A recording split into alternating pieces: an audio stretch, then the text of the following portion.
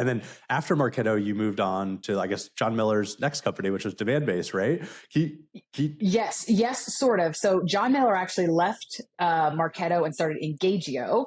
And so Engagio was sort of a competitor of Demandbase. And I actually went to Demandbase, and then Demandbase acquired Engagio. So then John came in as our CMO for a season, I think a CPO as well. So an executive at Demandbase for quite some time. So I got an opportunity to work with him at two different companies. And then what was your role at Demandbase? I think you were still in the mid-market segment? Yeah, so I was an RVP. I owned the East Coast mid-market when I joined, and then that transitioned into more of owning the East and West Coast, but always mid-market was my entire focus at Demandbase.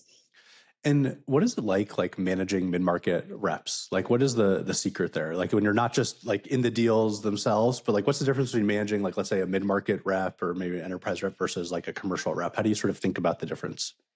Well, part of it's just the nuance of how you define them, and every business and even the TAM that you're selling into has its own nuance in terms of what makes sense.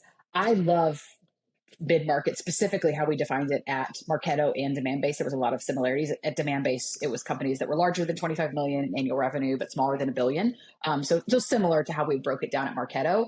And those are some of my favorite types of deals to do as a sales leader, and some of my favorite types of customers to support on the post-sale side, because they're big enough to have some complexity and to be interesting and to have real business problems that they're solving and to have figured some things out about product market fit, who they're selling into, and that ICP, but they're still small enough to, for the most part, be a little bit more nimble. So you're not talking 18-month procurement cycles and like the true enterprise slowness, which I just do not have a ton of patience for. And so at least for me personally, in terms of my personality and my skill set, that upper end of mid-market or lower end of enterprise is definitely what I enjoy the most because of those two factors.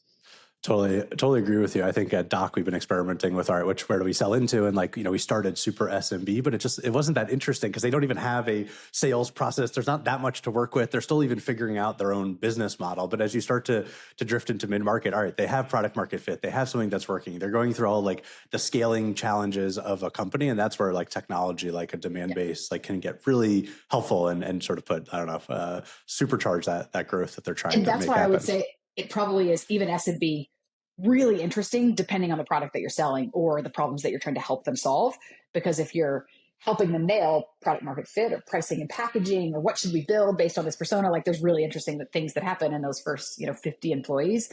But I think in the world specifically of MarTech, sales tech, revenue tech in general, yeah, like things start to get interesting once you get to that 25 to 50 million threshold. And like, I don't know, there's some real scale and momentum.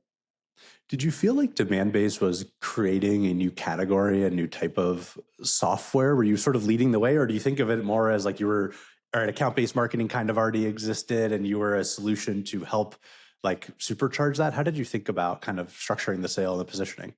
It's an interesting question because depending on the day and the customer, it felt like we were doing a little bit of both.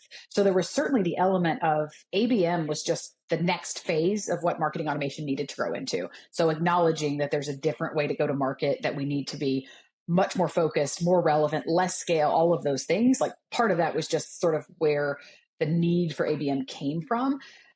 But on the flip side, there was a lot of conversations that felt much more, at least how I think conversations around category creation would feel, in terms of like, they were actually challenging you to think about how you go to market differently. Like, yes, you've created this that functions a certain way, but if you want to do ABM well, then you're actually going to have to unpack some of that and be willing to approach the problem in a very, very different way. And that to me is what felt much more like the category creation mode. It wasn't just making what you're already doing better. It was being willing to think about something quite differently. And we'd have folks, especially smaller companies, would come to us and like just think that ABM was like the silver bullet they needed to layer into their tech stack. And we would tell them very honestly, like, you're not actually going to be successful with us. Like you're not thinking about this in the way that we actually are enabled to make you successful. And so we got really good at sniffing that out because we owned the net new and the retention number. So we had to sell good deals. It was really important, at least in the early days there. And so what is the right way to approach ABM? Like I think a lot of people see these buzzwords floating around. They're like, oh, I should be doing that. Like, what's the right type of business segment, or ICP that you should employ an ABM strategy? How should companies sort of go about building out an ABM strategy at their company? And you're taking me back to my roots. I haven't talked about ABM like in depth in quite some time, although I do own marketing today. So it's one of the topics of conversation that we're having at Walnut.